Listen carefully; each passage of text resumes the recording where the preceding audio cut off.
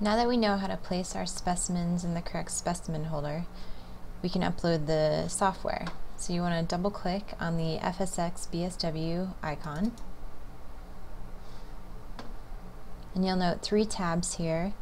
The most commonly used one is the Start Observation Acquisition, and this is actually where you'll take images of your specimen. And there is also the View Images tab where you can edit previously taken images. We'll start here.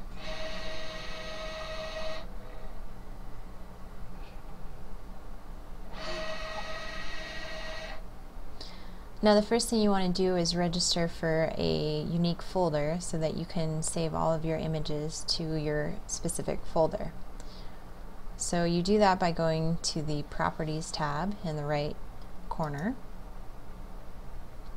and Set Image Save, Browse, and we like to save everything in the C drive.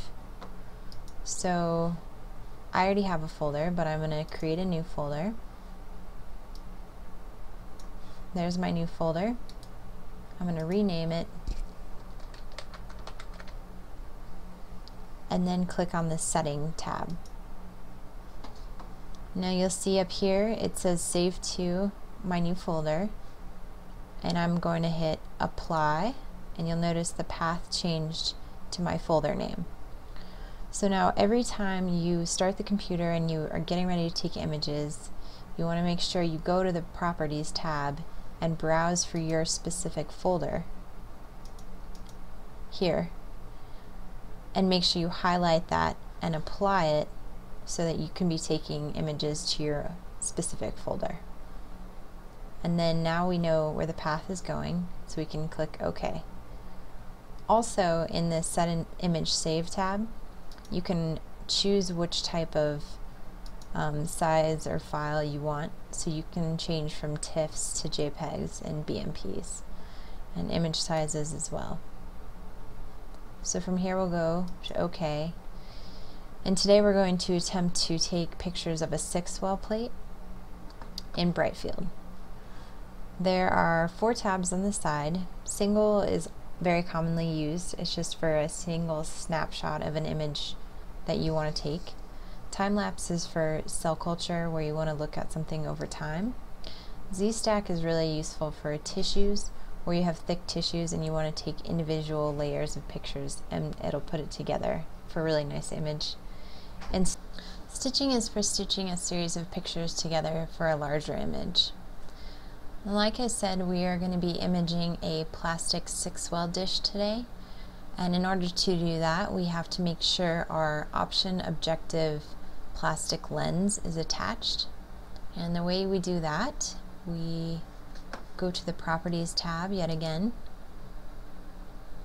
And this is only if you're using or looking at plastics. So 6-well plates, 96-well plates, 12-well plates. And you want to click on the Use Option Objective Lens. Make sure you click on that, and it is called the 40x PHP plastic dish. Now it's going to make you start focus limit setting, meaning you set your own focus limit. And sorry, it's a little loud. The way you do that is you have to physically and manually, you want to open the microscope, and you will either use the slide bar to visually evaluate the objective length from the plate.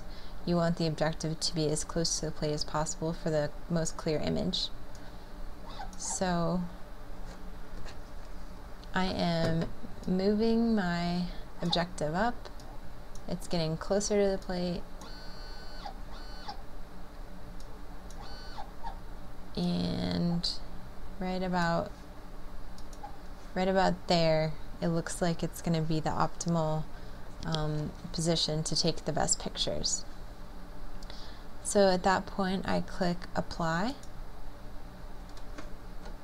So at that point I hit Set, and I say OK, because it's really a preference thing at this point.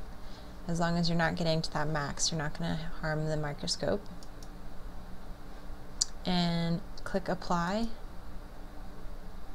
And you'll note down here, this turned yellow, and this means that the option objective lens is attached. And for practical purposes, this just means that you can now image specimens in plastics. We'll hit OK. So today, I've said a couple times, we're going to be taking images of a 6-well dish in bright field, and we're going to be looking at a single image. So we'll start. My sample is already loaded into the correct specimen holder. You'll note these guides, they'll show up either on the left-hand corner or the right-hand corner, and these are really nice if you need some refresher tips, but for now I'm just going to exit out of them. They're in our way. So this pink blob is the well that we have our objective over, or under rather. And what I'm going to do right now is find focus. And the way I do that is with the scroll bar on my mouse. And you either go forward or backward. And it takes some practice to get used to. But you see that was maybe some gunk. And now you can visually see our cells coming into view. So that's probably good enough. This acquisition start tab, it will actually map out the entire well for you. It will also, it's really helpful if you have an entire slide, because you can visually map out what's on your slide and move the cursor to exactly the spot you want to go to. I don't always use it, it's totally optional and up to you, but I'm going to use it for now to show you what it does.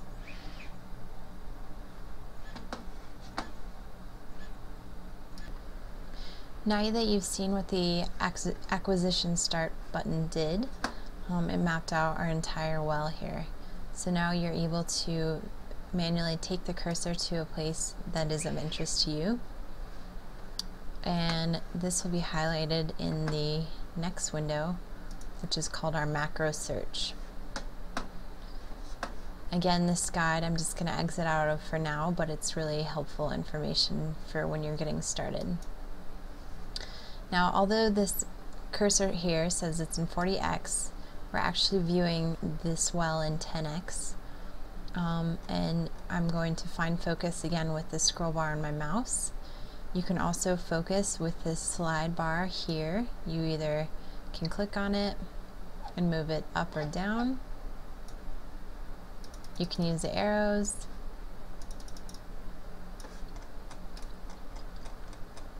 And now I'm just going to get it back into focus with the mouse, now that I've gotten it way out of focus. Now we're back in focus. I'm just fine-tuning it with the mouse scroll bar. And again, remember this is 10x. If you think this image is too bright, you can also decrease the exposure time. It's just like the same that you would do for a camera. If you decrease it, it darkens it. If you increase it, it lightens it. And you can turn off the auto exposure and do it yourself. And finally, the last cool thing about this is you have your map over here of your well, and you can take your cursor to exactly where you want. You can set a point of interest. Every time you move the cursor, you have to refocus. You could set a point of interest here, and say you have another point of interest on the other side of the well. You can set this point. And this way, at any time, you can go to each point without having to remember exactly where you wanted to go. So from here, we move into the acquisition phase. So I'm going to go back to my first point.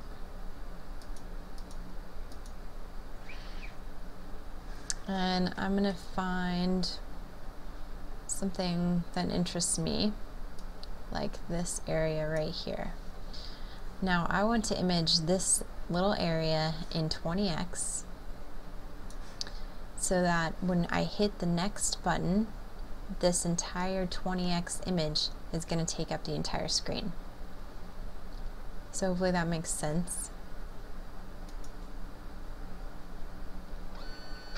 There's our little box in relation to where we are in the points. I'm going to close out of this guide. So now you're actually in 20x, and you can see much more detail, you're much closer in, and you can even zoom in more into 40x. And again, you mess with your exposure and your focus here or with your scroll bar on your mouse. And I think this is pretty good, but I want to mess with some of the image quality adjustments. And these are all located on the right hand side. And again, it's very similar to using a camera.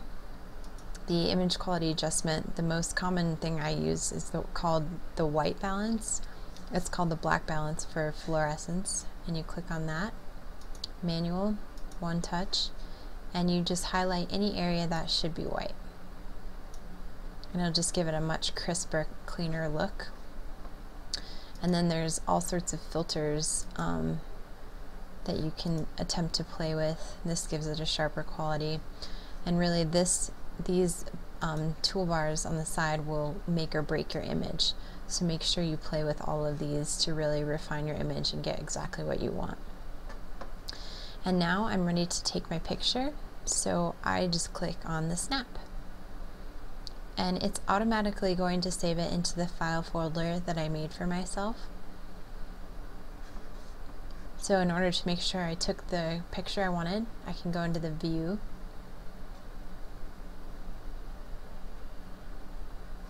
And there it is. And I can also edit things here in this tab here.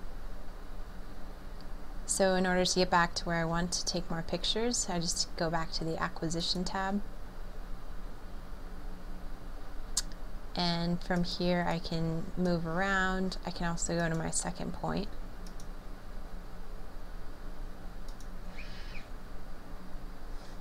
Again, we're out of focus. I need to focus in more.